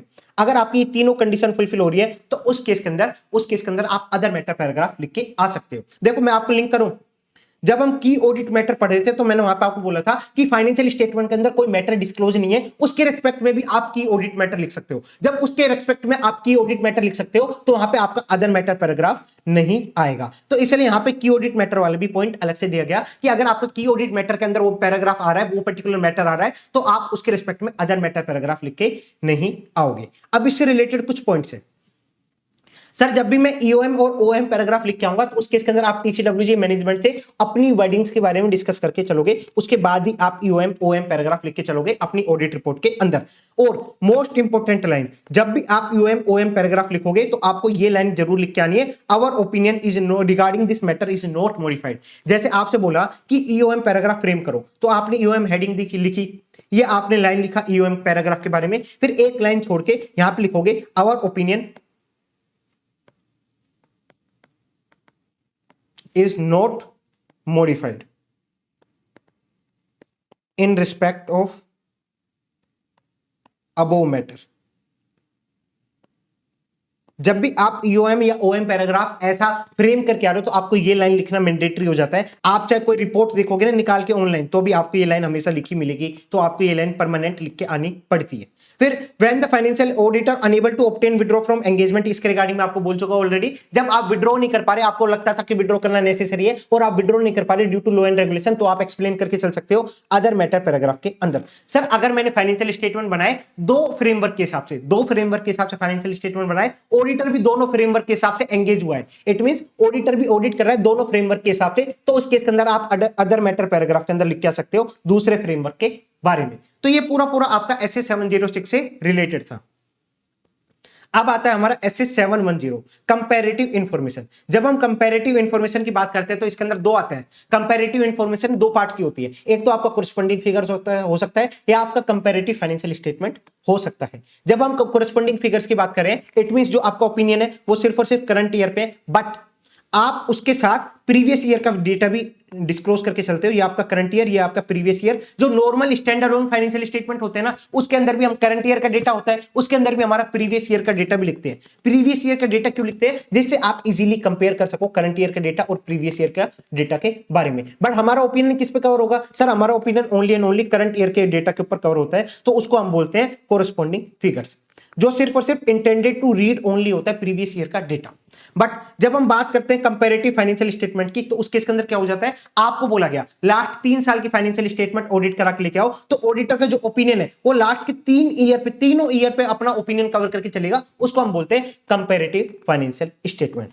When the amount and other disclosure for the prior period included for the comparison with the financial statement of current period and auditor opinion referred to the each period for the financial statement are presented, तो उसके respect में auditor का opinion cover होता है सारे period के respect में, उसको हम बोल के चलते हैं कंपैरेटिव फाइनेंशियल स्टेटमेंट। दोनों का डिफरेंस आपको समझ में आ गया होगा। अब ऑडिट प्रोसीजर क्या होता है सर? ये कॉमन ऑडिट प्रोसीजर है। आप कोरेस्पोंडिंग फिगर से रिलेटेड बात करोगे तो भी आपका यही ऑडिट प्रोसीजर होगा। आप बात कर रहे हो कंपैरेटिव फाइनेंशियल स्टेटमेंट के रिलेटेड, तो भी आपका यही ऑडिट प्रोसीजर होगा। इसलिए यहां के लिखा audit procedure of comparative information. जब हम बात करते हैं ऑडिट प्रोसीजर के बारे में, सर हमारा क्या ऑडिट प्रोसीजर होगा? फर्स्ट पहले आप डिटरमाइन करो कि आपने अप्रोप्रिएटली क्लासिफाई कराया ना कंपैरेटिव इन्फॉर्मेशन को। सर हाँ मैंने अप्रोप्रिएटली क्लासिफाई किया है। तो आप देखो जो कंपैरेटिव इन्फॉर्मेशन है वो आपकी एग्री तो करती है ना प्रीवियस ईयर के डेटा से, क्योंकि करंट ईयर में आपने कंपैरेटिव जो इन्फॉर्मेशन लिखी है वो आपके प्रीवियस ईयर के डिस्क्लोजर या अमाउंट से मैच तो करती है ना, आप वो आप चेक करके चलोगे। ठीक है सर। सर जो मैंने अकाउंटिंग पॉलिसीज यूज करी थी वो करंट ईयर से मैच तो करती है ना, जो आपकी कंपैरेटिव इन्फॉर्मेशन के अंदर अकाउंटिंग पॉलिसीज है और जो आपके करंट ईयर के अंदर अकाउंटिंग पॉलिसीज है दोनों कंसिस्टेंट तो है ना, आप वो भी चेक करके चलोगे। सर अगर कोई चेंज है अकाउंटिंग पॉलिसीज के अंदर तो आपने प्रॉपर्ली उसको प्रेजेंट तो कराया ना, प्रॉपर्ली उसको डिस्क्लोज तो कराया ना, ये भी आप चेक करके चलोगे। ये आपका छोटा सा प्रोसीजर होते हैं, 3 पॉइंट का प्रोसीजर है। सबसे पहले क्या करोगे, आपके जो अमाउंट है डिस्क्लोजर है प्रायर पीरियड के अंदर और जो कंपैरेटिव इंफॉर्मेशन के अंदर है दोनों एग्री तो करते हैं ना। ठीक है सर। अकाउंटिंग पॉलिसीज है वो कंसिस्टेंट तो है ना करंट ईयर फाइनेंशियल स्टेटमेंट से, वो भी आप चेक करके चलोगे कंपैरेटिव इंफॉर्मेशन को। अगर कोई चेंज हुआ है अकाउंटिंग पॉलिसीज के अंदर तो उस केस के अंदर आप लिख के चलोगे कि क्या चेंज हुआ है, आप प्रॉपर डिस्क्लोज करके तो चला है ना, आप वो भी वेरीफाई करके चलोगे। If auditor become aware of the possible misstatement, अगर ऑडिटर को लगता है कि कंपैरेटिव इंफॉर्मेशन के अंदर पॉसिबल मिसस्टेटमेंट हो सकती है, अभी एक्चुअल में पता नहीं है मिसस्टेटमेंट है या नहीं है, उसको लगता है मिसस्टेटमेंट हो सकती है कंपैरेटिव इंफॉर्मेशन के अंदर, तो एक काम करो एडिशनल प्रोसीजर परफॉर्म करो और कंफर्म करो इसके अंदर मिसस्टेटमेंट है या नहीं है, आप वो कंफर्म करके चलोगे। सर रिटर्न रिप्रेजेंटेशन की बात आएगी तो जैसे मैं कोरेस्पोंडिंग फिगर्स की बात कर रहा हूं या मैं कंपैरेटिव फाइनेंशियल स्टेटमेंट की बात कर रहा हूं तो उसके अंदर मेरे सारे ईयर के ऊपर ओपिनियन कवर हो रहा है, तो यस उस केस के अंदर आप सारे पीरियड से रिलेटेड रिटर्न रिप्रेजेंटेशन लिख के चलोगे। ये हम ऐसे 580 के अंदर भी डिस्कस करके चलते हैं। फिर आता है auditor reporting in case where the audit report for the earlier year is modified. इसको स्टार्ट करने से पहले हम ये चार्ट्स पे आते हैं। चार्ट्स मोस्ट इंपोर्टेंट है, एमसीक्यू में पूछ सकते हैं, डायरेक्ट क्वेश्चन आ सकता है।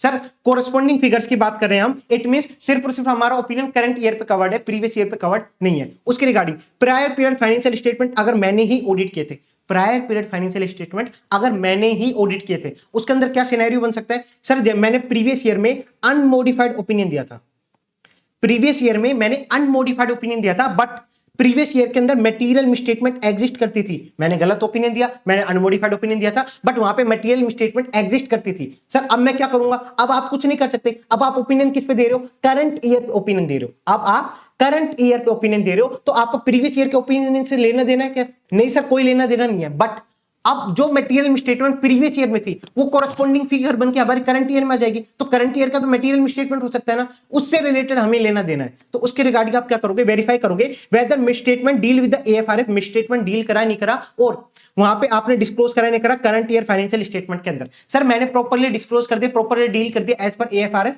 तो उस केस के अंदर आप ईओएम पैराग्राफ के अंदर हाईलाइट करना चाहते हो तो हाईलाइट करके आ सकते हो। जरूरी नहीं है मैं है आपको हाईलाइट करके आना है, तो ईओएम पैराग्राफ के अंदर हाईलाइट करके आ सकते हो कि ऐसी कोई मिसस्टेटमेंट थी प्रीवियस ईयर के अंदर जो हमने करंट ईयर के अंदर प्रॉपर्ली उसको डिस्क्लोज कर दिया या उसको डील कर लिया एज पर एएफआरएफ, उसका डिस्क्लोजर आप ईओएम पैराग्राफ के अंदर लिख के आ सकते हो, वहां पे एक्सप्लेन करके आ सकते हो। बट प्रीवियस ईयर में कोई अनमोडिफाइड ओपिनियन तो दिया था, मटेरियल मिसस्टेटमेंट थी, उसको हमने करंट ईयर के अंदर डील भी नहीं करा, डिस्क्लोज भी नहीं किया, तो एक काम करो आप लिख के आओगे अपना ओपिनियन मॉडिफाई करके आओगे करंट ईयर के अंदर, कैसे रिस्पेक्ट में, with reference to the corresponding figures के रिस्पेक्ट में आप मॉडिफाई करके आओगे करंट ईयर का ओपिनियन। ध्यान रखना इस केस के अंदर हमारा करंट ईयर का ओपिनियन मॉडिफाई हो जाएगा। सर एक बात बताओ, प्रीवियस ईयर का ऑडिट मैंने ही किया था और प्रीवियस ईयर के ऑडिट के अंदर मैंने मॉडिफाइड ओपिनियन दिया था क्योंकि उसके अंदर कोई मटेरियल मिसस्टेटमेंट थी, मैंने मॉडिफाइड ओपिनियन दिया था। अब आप चेक करो कि यार वो मैटर अभी भी अनरिजोल्व्ड है क्या, करंट ईयर में भी अनरिजोल्व्ड है क्या? ये सर करंट ईयर में भी अनरिजोल्व्ड है, तो आप देखोगे यार वो रिलीवेंट है और मटेरियल है, करंट ईयर में रिलीवेंट है और मटेरियल है। ये सर करंट ईयर में अभी भी रिलीवेंट है वो मैटर और मटेरियल है, जरूरी नहीं है प्रीवियस ईयर का जो मैटर हमने मॉडिफाइड ओपिनियन दिया था वो करंट ईयर में मटेरियल हो, जरूरी नहीं है। तो इसलिए आप क्या चेक करोगे, जो प्रीवियस ईयर का मैटर था, जो प्रीवियस ईयर के ऊपर मैंने अनमॉडिफाइड ओपिनियन दिया था, जो प्रीवियस ईयर के ऊपर मैंने मॉडिफाइड ओपिनियन दिया था, वो अभी भी मेरे लिए रिलीवेंट और मटेरियल और अनरिजोल्व्ड है। यस सर मेरे तीनों चीजें हैं, तो उस केस के अंदर आप मॉडिफाइड ओपिनियन करके चलोगे करंट ईयर का भी with reference to the corresponding figures. ये आपको ध्यान रख के चलना है। सर अगर प्रीवियस ईयर का फाइनेंशियल स्टेटमेंट ऑडिट ही नहीं हुआ तो उस केस के अंदर आपको जरूर से ओएम पैराग्राफ के अंदर लिख के आना है, मैंडेटरी है। ओएम पैराग्राफ के अंदर क्या लिख के आएंगे सर कि प्रीवियस ईयर का फाइनेंशियल स्टेटमेंट ऑडिट नहीं हुआ, ऐसा आपको एक्सप्लेन करके आओगे ओएम पैराग्राफ के अंदर। सर अगर प्रीवियस ईयर का फाइनेंशियल स्टेटमेंट किसी प्रीवियस ऑडिटर ने, कोई दूसरे ऑडिटर ने ऑडिट कराया था, तो उसके अंदर भी है ना आप ओएम पैराग्राफ लिख के आ सकते हो। उसके अंदर भी आप ओएम पैराग्राफ लिख के आ सकते हो, बट यहाँ पे आपके लिए मैंडेटरी नहीं है। अगर ऑडिटर लिख के आना चाहता है तो वो ओएम पैराग्राफ लिख के आ सकता है। ओएम पैराग्राफ में क्या लिखेगा, डेट ऑफ ऑडिट रिपोर्ट क्या थी, ऑडिटर का ओपिनियन क्या था, प्रीवियस ईयर में जो ऑडिटर था उसका ओपिनियन क्या था, उसने टाइप ऑफ रिपोर्ट कौन सी इशू की है, तो वो सारी चीज आप लिख के आ सकते हो। ओपिनियन क्या था, डेट ऑफ ऑडिट रिपोर्ट क्या थी, वो सारी चीज आप लिख के आ सकते हो अदर मैटर पैराग्राफ के अंदर। तो ये बात थी हमारी कोरस्पॉन्डिंग फिगर से रिलेटेड। इसके अंदर एक और केस आता है, सर अगर प्रीवियस ईयर में किसी प्रीवियस ऑडिटर ने रिपोर्ट इशू की थी, उसने मॉडिफाइड ओपिनियन दिया था, उसने मॉडिफाइड ओपिनियन दिया था और वो करंट ईयर के अंदर अभी भी अनरिजोल्व है, करंट ईयर के अंदर अभी भी अनरिजोल्व है, इट मींस मैनेजमेंट ने उस मैटर को अभी भी रिजोल्व नहीं किया। तो उस केस के अंदर भी वापस वही वाले पॉइंट आ जाते हैं, सर करंट ईयर में अभी भी रिलीवेंट और मटेरियल है क्या, ये सर करंट ईयर में रिलीवेंट और मटेरियल है, तो आपका ओपिनियन मॉडिफाइड हो जाएगा करंट ईयर का। सर अगर रिलीवेंट और मटेरियल नहीं है तो उसके अंदर आपका मॉडिफाइड ओपिनियन नहीं होके चलेगा। सेम मैटर हम ऐसे 510 के अंदर काफी अच्छे से डिस्क्लोज करके चलते हैं, वहां पे डिस्कस करके चलते हैं। सो ऐसा कोई क्वेश्चन आता है तो आपको ऐसे 510 का रेफरेंस लिख के आना है और साथ साथ आपको रेफरेंस लिख सकते हो ऐसे 710 का, तो ये आपको ध्यान रख के चलना है। अब बात आते हैं सर हमारा कंपैरेटिव फाइनेंशियल स्टेटमेंट का। अगर मेरा कोई कंपैरेटिव फाइनेंशियल स्टेटमेंट है, मैं लास्ट के 3 साल के ऑडिट करके चल रहा हूं और तीनों साल पे मेरा ओपिनियन कवर्ड है। अब क्या हो सकता है इसके अंदर, सर प्रीवियस ईयर का मैंने फाइनेंशियल स्टेटमेंट मैंने खुद ने ही ऑडिट किया था। जैसे मैं आपको बोलूं, एक था 22 23 23 24 24 25, ये मेरा करंट ईयर है और प्रीवियस ईयर इट मींस 23 24 में भी मैंने ही ऑडिट किया है, मैंने ही ऑडिट किया है। बट जो मैं अब फाइनेंशियल स्टेटमेंट बना रहा हूं, कंपैरेटिव फाइनेंशियल स्टेटमेंट का ऑडिट कर रहा हूं, मेरा ओपिनियन तो वापस तीनों साल पे कवर होगा। इट मींस प्रीवियस ईयर मैंने जो ओपिनियन दिया था, करंट ईयर में वापस ओपिनियन दूंगा। यस सर, तो उसी के रिगार्डिंग बोला गया, अगर प्रीवियस ईयर के में मैंने ही ऑडिट किया है, एग्जिस्टिंग ऑडिटर ने ऑडिट किया है, बट अगर ऑडिटर कंपैरेटिव फाइनेंशियल स्टेटमेंट जो मैं इस साल दे रहा हूं तीनों फाइनेंशियल ईयर के ऊपर ओपिनियन, वो मेरा ओपिनियन अलग है, वो मेरा ओपिनियन अलग है प्रीवियस ईयर के रिस्पेक्ट में, और जो प्रीवियस ईयर में मैंने जो ओपिनियन दिया था वो कोई अलग है, तो उस केस के अंदर क्या होगा, सर समझ नहीं आया। देखो 23 24 के अंदर मैंने लास्ट ईयर जब मैंने ऑडिट किया था उसके अंदर मैंने दिया था क्वालिफाइड ओपिनियन, या यहां लिख लो मैंने एडवर्स ओपिनियन इशू किया था, सॉरी एडवर्स नहीं, अनक्वालिफाइड।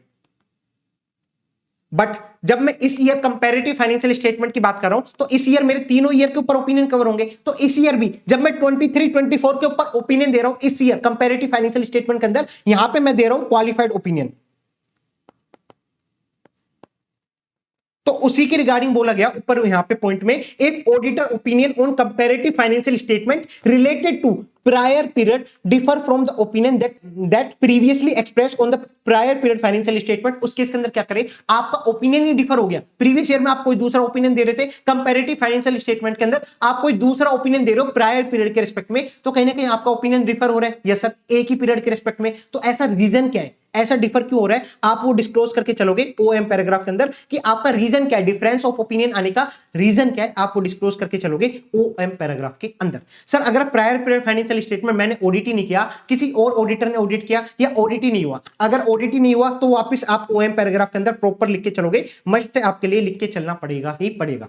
सर अगर प्रायर पीरियड फाइनेंशियल स्टेटमेंट आपका कोई प्रीवियस ऑडिटर ने ऑडिट किया है, ये क्वेश्चन आ चुका, एग्जाम का क्वेश्चन है, अभी नहीं आया, कुछ साल पहले आया था, तो प्रायर पीरियड फाइनेंशियल स्टेटमेंट किसी और ऑडिटर ने ऑडिट किया और उसने क्या करा, उसने लिखा है वहां पे अनमोडिफाइड ओपिनियन। बट जब मैं कंपैरेटिव फाइनेंशियल स्टेटमेंट बना रहा हूं, जैसे यही केस हो गया, यहां पे मैंने तो ऑडिट नहीं किया, किसी और ऑडिटर ने ऑडिट किया और उसने अनक्वालिफाइड ओपिनियन इशू किया था प्रायर पीरियड फाइनेंशियल स्टेटमेंट पे। बट जब मैं कंपैरेटिव फाइनेंशियल स्टेटमेंट का ऑडिट कर रहा हूं तो प्रायर पीरियड से रिलेटेड मैं क्वालिफाइड ओपिनियन इशू करके चल रहा हूं या मॉडिफाइड ओपिनियन इशू करके चल रहा हूं। तो वही बात की गई यहां पे, if current auditor intended to modified opinion on the comparative financial statement where previous auditor express unmodified opinion, मैं इस ईयर क्या करके चल रहा हूं, वहां पे मॉडिफाइड ओपिनियन एक्सप्रेस करके चल रहा हूं। तो एक काम करो, आप मैनेजमेंट से डिस्कस करोगे, मैनेजमेंट को बोलोगे मैनेजमेंट जो ये मेरे मैं चेंज कर रहा हूं ओपिनियन के बारे में प्रीवियस ईयर के रिस्पेक्ट में, तो आपने एक बार प्रीवियस ऑडिटर को जरूर बता के चलना। Inform management TCWG and request to inform previous auditor कि यार आप प्रीवियस ऑडिटर को बता दो कि उसने प्रीवियस ईयर में गलत ओपिनियन इशू करके चला था। अब क्या हो सकता है, अगर जैसे प्रीवियस ऑडिटर को बताया, प्रीवियस ऑडिटर रिवाइज कर सकता है रिपोर्ट को, यस सर प्रीवियस ऑडिटर ने रिवाइज कर दी रिपोर्ट अपनी, तो उस केस के अंदर आपका जो ओपिनियन होगा ना वो सिर्फ और सिर्फ करंट ईयर पे कवर होगा। कंपैरेटिव फाइनेंशियल स्टेटमेंट के केस में भी आपका सिर्फ और सिर्फ करंट ईयर पे कवर होगा, क्योंकि प्रीवियस ईयर की नई रिपोर्ट आ चुकी है, तो उसके ऊपर आप रिलाई कर लोगे और आपका opinion only current year financial statement के ऊपर कवर हो जाएगा। सर अगर प्रीवियस ऑडिटर ने रिवाइज ही नहीं करी अपनी ऑडिट रिपोर्ट को, हमने उसको इन्फॉर्म करा, उसके बाद भी रिवाइज नहीं किया, तो वो आप ओएम पैराग्राफ के अंदर लिख के चलोगे कि ये वाली कंडीशन है जहां पे मैंने कंपैरेटिव फाइनेंशियल स्टेटमेंट के अंदर तो मैंने अपना मॉडिफाइड ओपिनियन दे दिया, फिर भी मैं आपको बता रहा हूं प्रीवियस ईयर में प्रीवियस ऑडिटर ने कोई इस पे कोई दूसरा ओपिनियन दिया था, आप ये ओएम पैराग्राफ के अंदर लिख सकते हो। और अगर मैनेजमेंट आपसे बोले कि यार आप ही कर दो ना प्रीवियस ईयर का अलग से ऑडिट, तो वो भी आप ऑडिट ले सकते हो और वहां पे आप लिख के आ सकते हो। तो ये सारी चीज हमारा कंपैरेटिव फाइनेंशियल स्टेटमेंट से रिलेटेड बात थी। देखा आपको एसए 710 के अंदर कितना डिटेल के अंदर कितने सारे पॉइंट्स कवर हो सकते हैं, तो ये सारे पॉइंट है हमारे एसए 710 के अंदर। अब इसी के रिगार्डिंग हमारा पॉइंट था यहां पे auditor reporting in case of where audit report for the earlier year is modified. Previous year में आपने मॉडिफाइड रिपोर्ट इशू की थी, तो उसका करंट ईयर पे क्या इंपैक्ट आएगा, तो ये दोनों के केसेस के बारे में बोलते हैं। If auditor report on the prior period financial statement is modified, आपका मॉडिफाइड ओपिनियन था और matter which gave rise a modification opinion is unresolved, वो करंट ईयर के अंदर वो मैटर अभी भी अनरिजॉल्व्ड है, तो उस केस के अंदर आप मॉडिफाई ओपिनियन करके चलोगे करंट पीरियड फाइनेंशियल स्टेटमेंट के अंदर। सर कब मॉडिफाई करके चलेंगे, तो उसी के रिगार्डिंग बोला गया, आप बेसिस फॉर मॉडिफिकेशन ओपिनियन के अंदर क्या लिख के आओगे, दोनों करंट ईयर फिगर्स को भी और कोरस्पोंडिंग फिगर्स को भी, दोनों को आप रेफरेंस लिख के आओगे और आप ये लिख के आओगे कि यार वो मैटर हमारे लिए अभी भी मटेरियल है, इसलिए हम मॉडिफाइड ओपिनियन लिख के चल रहे हैं। सेकंड, इन अदर केसेस आप एक्सप्लेन करके आओगे मॉडिफाइड ओपिनियन क्यों दे रहे हो, क्योंकि सर वहां पे हमारा अनरिजॉल्व्ड मैटर है और comparability of current period figure and corresponding figure से रिलेटेड हमारा कोई अनरिजॉल्व्ड मैटर है, इसलिए हम वहां पे मॉडिफाइड ओपिनियन लिख के चल रहे हैं। तो ये आपका प्रोसीजर होता है, ये आपका बेसिस ऑफ ओपिनियन के रिस्पेक्ट में होता है। तो ये आपको ध्यान रखना है, ये अच्छे से इसका क्वेश्चन आ चुका है, तो ये भी आपको ध्यान रख के चलना है। फिर आता है हमारा SA 720 auditor's responsibility in relation to the other information. जब हम बात करते हैं अदर इन्फॉर्मेशन के बारे में, इसका क्वेश्चन ऑलरेडी May 25 में आ चुका है, फिर भी आपको अंडरस्टैंडिंग लेके चलनी है, कहीं ना कहीं यहां से एमसीक्यू बन सकता है। जब हम अदर इन्फॉर्मेशन की बात करेंगे तो इसके ऊपर ऑडिटर का ओपिनियन कवर नहीं होता, ऑडिटर को यहाँ पे ऑडिट प्रोसीजर परफॉर्म करना है, नहीं सर ऑडिट प्रोसीजर परफॉर्म करके नहीं चलना। तो ऑडिटर को करना क्या है, ऑडिटर आएगा सिर्फ और सिर्फ रीड करेगा कि अदर इंफॉर्मेशन के अंदर कोई मटेरियल मिसस्टेटमेंट तो नहीं, या फिर अदर इंफॉर्मेशन को रीड करके आपको पता लगे कि फाइनेंशियल स्टेटमेंट के अंदर कोई आपका मटेरियल मिसस्टेटमेंट तो नहीं, तो दोनों को आप कंसीडर करके चलोगे। सिर्फ और सिर्फ आप रीड करोगे, आपका इसके ऊपर कोई भी ओपिनियन कवर नहीं होता, ना ही आप कोई ऑडिट एविडेंस ऑब्टेन करके चलोगे। नॉर्मली आप कोई भी ऑडिट एविडेंस ऑब्टेन करके नहीं चलोगे। सर कब तक मैं अदर इंफॉर्मेशन ऑब्टेन करूं, अदर इंफॉर्मेशन मींस आपकी एनुअल रिपोर्ट, कब तक मैं ऑब्टेन कर सकता हूं एनुअल रिपोर्ट मैनेजमेंट से, at the date of audit report. अगर आपकी लिस्टेड एंटिटी है, ध्यान रखना, अगर आपकी लिस्टेड एंटिटी है तो ट्राई करो ऑब्टेन और expected to obtain all other information at the date of audit report. Listed entity के केस में at the date of audit report तक सारी इंफॉर्मेशन ऑब्टेन करने की कोशिश करो। But in case of unlisted entity आप ऑब्टेन कर सकते हो कुछ इंफॉर्मेशन या सारी information at the date of audit report. कुछ इंफॉर्मेशन मिलेगी वहां पे तो भी चल जाएगा, बट लिस्टेड एंटिटी के केस में सारी इंफॉर्मेशन की मिलने की कोशिश करना पड़ेगी।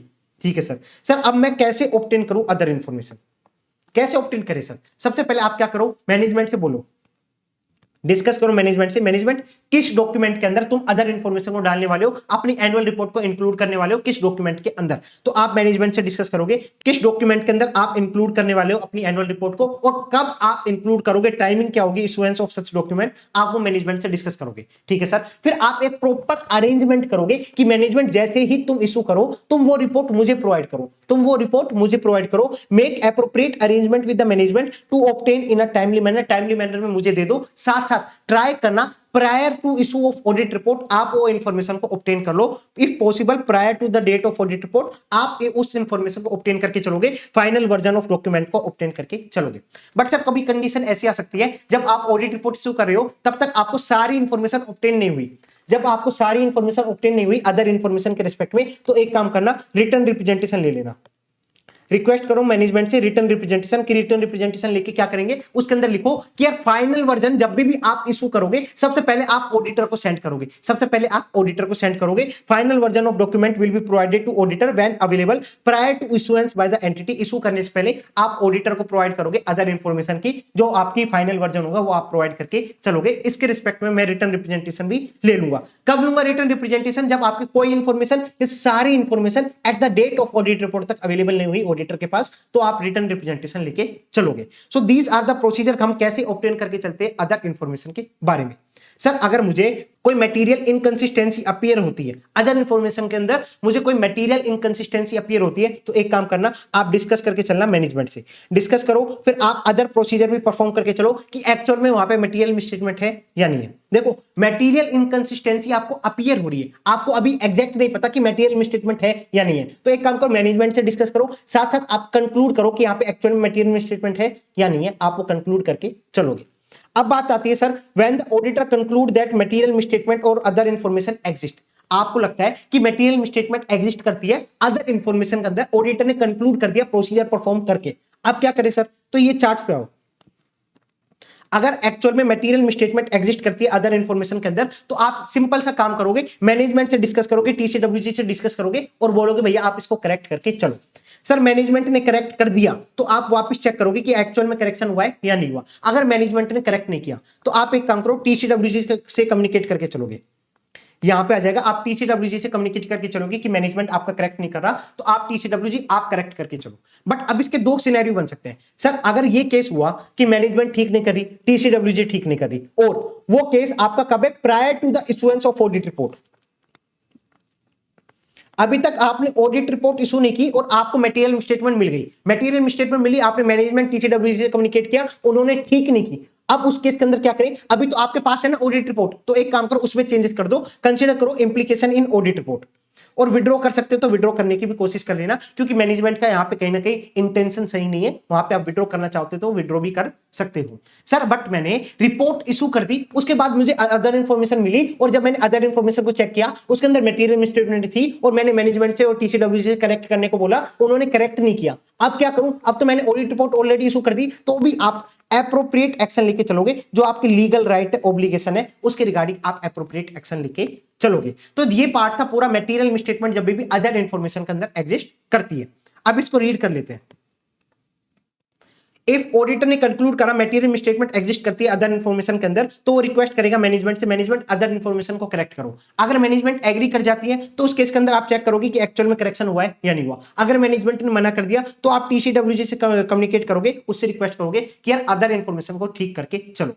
अगर सर ऑडिटर ने कंक्लूड करा मटेरियल मिसस्टेटमेंट एग्जिस्ट करती है और आपने कम्युनिकेट करने के बाद भी, टीसीडब्ल्यूजी से कम्युनिकेट करने के बाद भी वो अदर इंफॉर्मेशन ठीक नहीं हुई, prior to the issuance of date of audit report, अभी तक आपने ऑडिट रिपोर्ट को इशू ही नहीं किया, तो उसके अंदर क्या करोगे, कंसीडर करोगे, इंप्लीकेशन क्या होगी आपकी ऑडिट रिपोर्ट के अंदर, टीसीडब्ल्यूजी कम्युनिकेट करोगे कि भैया इस वजह से तू इसको ठीक नहीं करा, इस वजह से मैं अपनी ऑडिट रिपोर्ट के अंदर क्या क्या चेंजेस कर सकता हूं, उसके बारे में भी आप कम्युनिकेट करके चलोगे। और विड्रॉ भी कर सकते हो, जहां पे पॉसिबल है आप विड्रॉ करके चलोगे।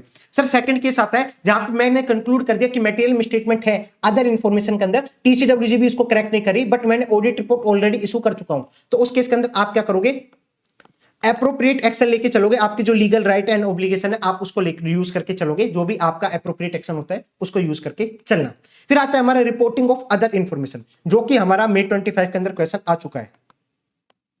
जब रिपोर्टिंग ऑफ अदर इंफॉर्मेशन की बात करते हैं तो आपका एक सेपरेट सेक्शन होता है, जो मैंने आपको ऑडिट रिपोर्ट के अंदर बताया था, वहां पे मैंने आपको कटवाया था, ऐसे 706 से रिलेटेड कटवा के बोला था, ये अदर इंफॉर्मेशन से रिलेटेड बात कर रहे हैं। अभी आप रिवीजन वीडियो की स्टार्टिंग से देखोगे तो मैंने वहां पे आपको कटवाया था, तो उस केस के अंदर वहां पे अदर इंफॉर्मेशन को सेपरेट पैराग्राफ आता है, अदर इंफॉर्मेशन के रिस्पेक्ट में वहां पे आपकी रिपोर्टिंग होती है अदर इंफॉर्मेशन के रिस्पेक्ट में, एनुअल रिपोर्ट के रिस्पेक्ट में, ठीक है। वहां पे आप लिख के चलोगे, कुछ लाइन को आपको मैंडेटरी लिख के चलना है कि statement that management is responsible for the other information, आपको ये लाइन लिख के चलनी है। सेकंड, अदर इंफॉर्मेशन ऑब्टेन और एक्सपेक्टेड टू ऑब्टेन, आप वो आइडेंटिफाई करके चलोगे, आपने ऑब्टेन कर लिया, एक्सपेक्टेड टू ऑब्टेन हो अदर इंफॉर्मेशन के बारे में, वो भी आप एक्सप्लेन करके चलोगे। फिर ऑडिटर का ओपिनियन कवर नहीं होता अदर इंफॉर्मेशन के ऊपर, वो भी आप एक स्टेटमेंट लिख के चलना।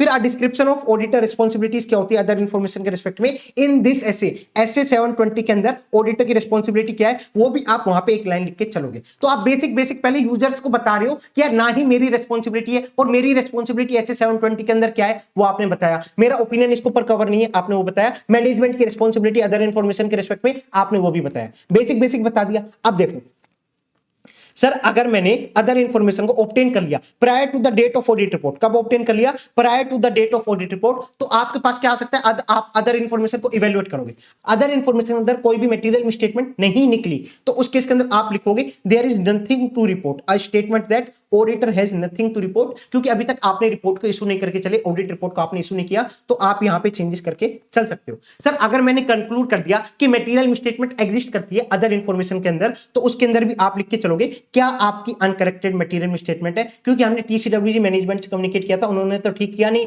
तो हमारे ओपिनियन के अंदर क्या आएगा, हमारे पर्टिकुलर पैराग्राफ के अंदर क्या आएगा, डिस्क्राइब करोगे अनकरेक्टेड मटेरियल मिसस्टेटमेंट को। ये आपका पूरा पूरा रिपोर्टिंग ऑफ अदर इंफॉर्मेशन के बारे में बात करता है। अब इससे रिलेटेड जो एग्जांपल्स है इसको आप रीड करके चलना। फिर हमारे आते हैं नोट्स।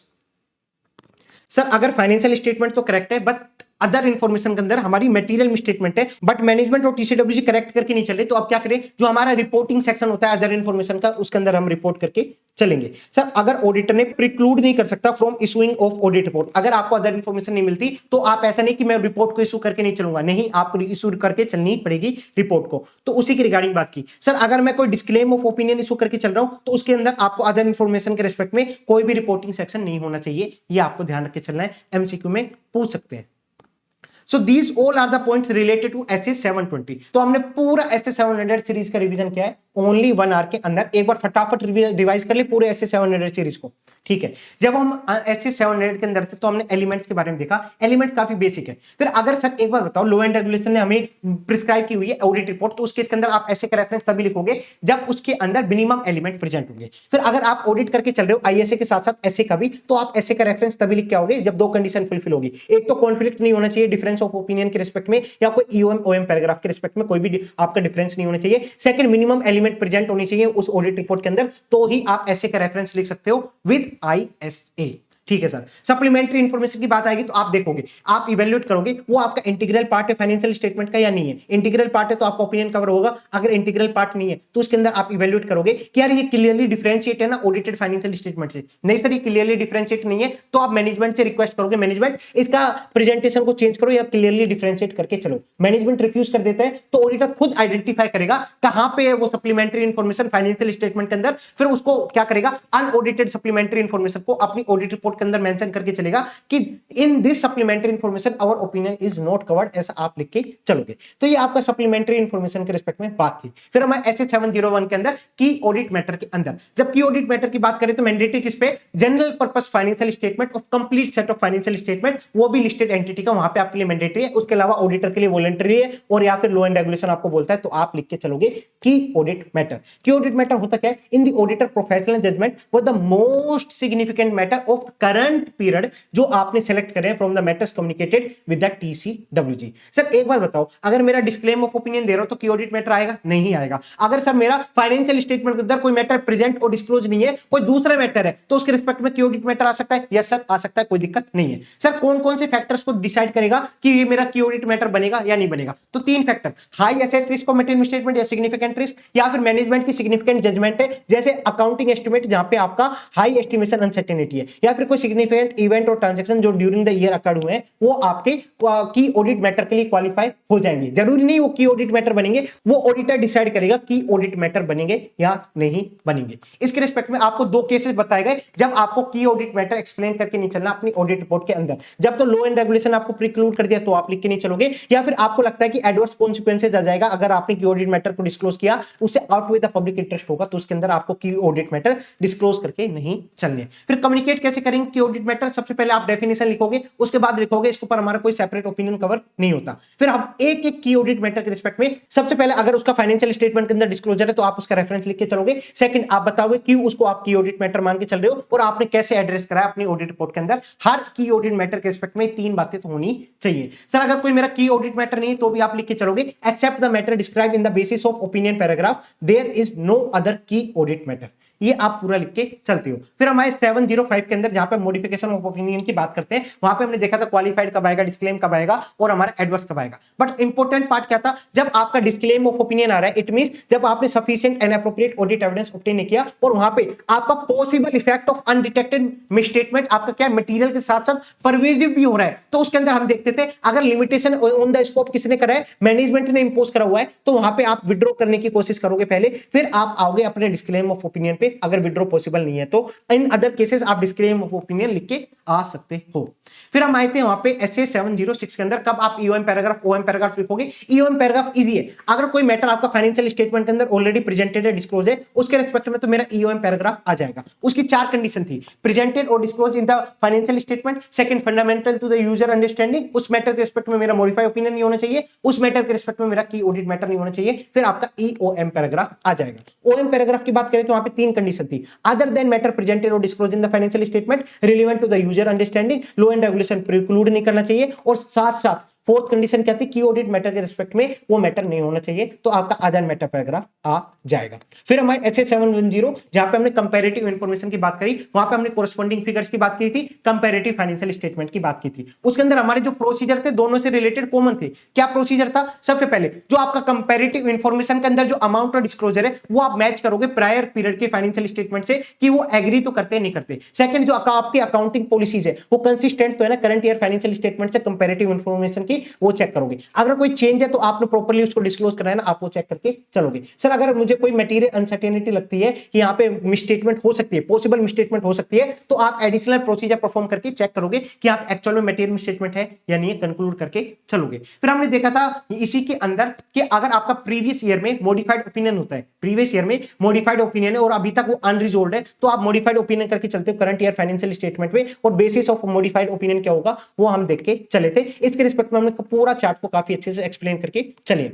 फिर हमारे एसए 720 के अंदर 720 की बात करते हैं, इट मींस अदर इंफॉर्मेशन की बात कर रहे हैं। यहां पे हमारा ओपिनियन कवर होगा क्या, नहीं सर ओपिनियन कवर नहीं होगा। हम यहां पे क्यों आ रहे हैं, सिर्फ और सिर्फ रीड करने कि अदर इंफॉर्मेशन के अंदर कोई मटेरियल मिसस्टेटमेंट तो नहीं, या फिर अदर इंफॉर्मेशन को रीड करके मुझे ये पता लग जाए कि फाइनेंशियल स्टेटमेंट के अंदर तो कोई मिसस्टेटमेंट है या नहीं है। फिर उसको कैसे करते हैं सर, अदर इंफॉर्मेशन को ऑब्टेन करेंगे। कैसे ऑब्टेन करेंगे, डिस्कस करो मैनेजमेंट के साथ, कब आप रिपोर्ट इशू करने वाले हो, आप एनुअल रिपोर्ट इशू करके चलोगे। फिर आप प्रॉपर अरेंजमेंट करके चलोगे और ट्राई करोगे prior to the date of audit report आप सारी अदर इंफॉर्मेशन को ऑब्टेन कर लो। अगर सर मैं कुछ इंफॉर्मेशन, ये सारी इंफॉर्मेशन को ऑब्टेन नहीं कर पाया prior to the date of audit report या at the date of audit report, तो उस केस के अंदर मैनेजमेंट से रिटर्न रिप्रेजेंटेशन लेके चलोगे। जब भी आप इशू करोगे, इशू करने से पहले आप ऑडिटर को फाइनल वर्जन को कॉपी प्रोवाइड कराओगे, ऑडिटर उसको एनालाइज करके चलेगा। सर कब तक ऑब्टेन कर सकते हैं, लिस्टेड एंटिटी के केस के अंदर आपको expected to obtain all the information at the date of audit report होना चाहिए। In case of unlisted entity आप कुछ इंफॉर्मेशन, ये सारी information at the date of audit report तक ऑब्टेन करोगे